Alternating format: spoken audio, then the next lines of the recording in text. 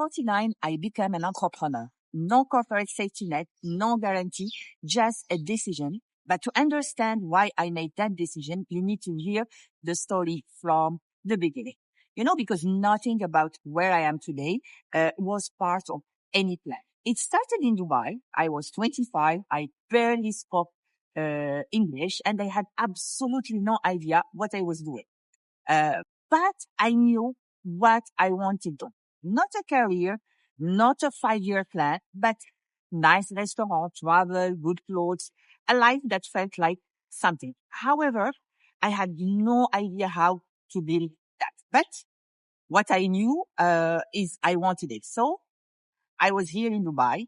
My first job paid almost nothing. I worked for a small travel agency, handling an African airline. And thankfully, my French was the asset. My English was the project.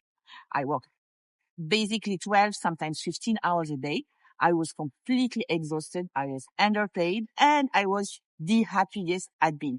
Because for the first time, I was doing it myself. Funny part is my first salary was gone in only 1 week.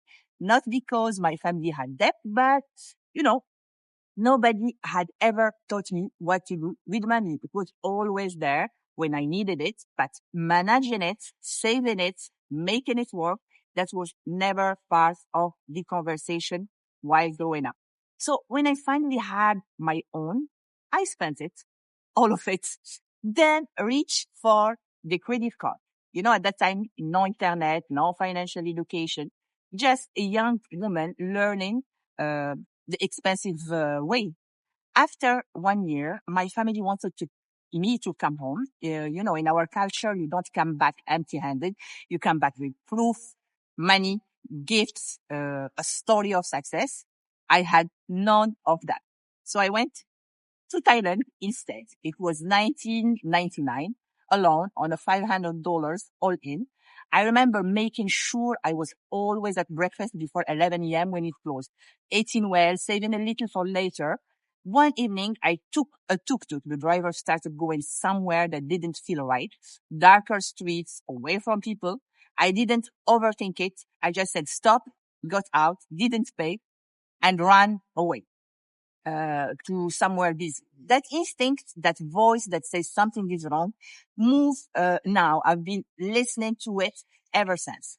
That trip taught me something I hadn't known before. I could trust myself in an unfamiliar place alone with almost nothing. I was okay.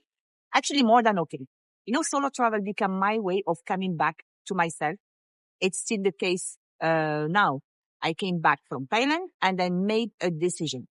Not a crazy one, just I need a better job. Normal hours, something with kind of future. I didn't know exactly what. I just kept moving. That's actually been my strategy my entire life. Not a plan, just movement. Keep moving, keep adjusting, trust the instinct, figure out the rest as you go. It's not the advice they give you in business school, but it's what actually worked for me.